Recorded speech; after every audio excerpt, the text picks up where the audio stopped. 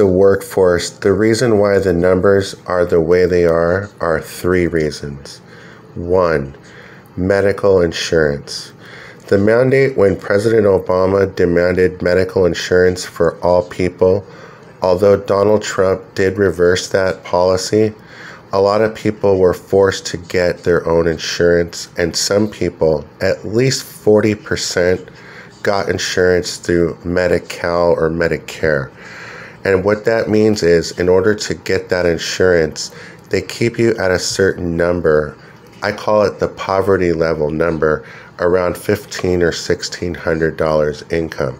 So your earnings matter significantly on that insurance. Also, during COVID, they never bothered to boost that number from the $1,500 to $3,000. Like when Bernie Sanders talks about getting Medicare for all, it's a bunch of crap, because simply boosting the number would increase the ability for more people to get that medical insurance. The only problem with Medi-Cal, it's good for getting your prescription drugs, but you take a long time to see your doctor. They also know that. And that's a big thing last year during the national emergency. In case you were having to see your own doctor, they had no ability to send people equipment like rapid tests, temperature checks in the mail, as they did send your ballots. And that would have solved the problem by self-monitoring yourself and being able to know if you were okay to even go out last year. That's a big thing. Number two, the taxes. They're taking so much taxes, and if they were to pay you every week versus every 2 weeks, you're losing more taxes, and people caught on that they're just losing way too much work in 10 days, basically only getting paid 6 or 7, thus working for the government 4 days. So what that means is a lot of people became independent contractors. And that's what's happening also. About 25% are getting paid as their own business, like an Uber driver or a Grubhub driver, or working in a different form like shopping, rovers, doing dogs. And the independent contractor paying your own money for gasoline is actually hurting the independent contractor a lot.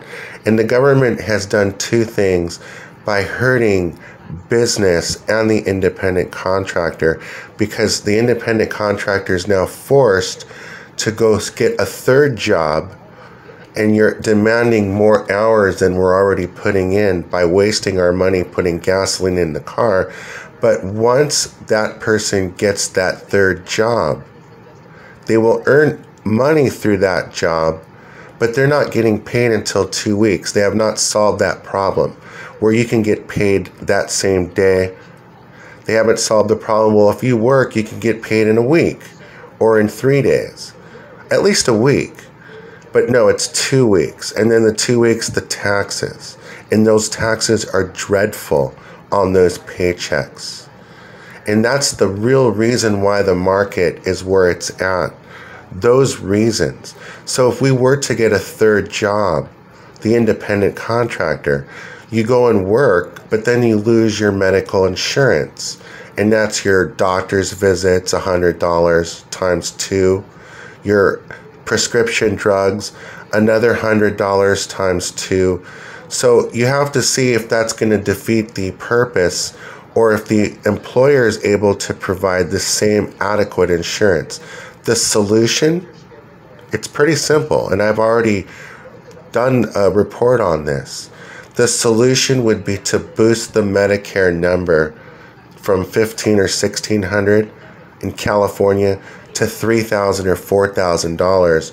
So that would give people an ability to want to go and get a third job. People already working 40 hours will work 50 or 60 or 70 hours. But that's putting a lot of pressure on a person, and also taking away from his ability to watch his family at home by forcing him to work that third job. Basically, what's happened is the government not solving the problem with the paychecks and taking the amount of taxes. People have had to adapt And now the government's working around that by having these high gas prices, grounding the independent contractor or forcing him to pay more for his expenses. And I'm going to leave the take right there on youtube.com, Jamestown, California.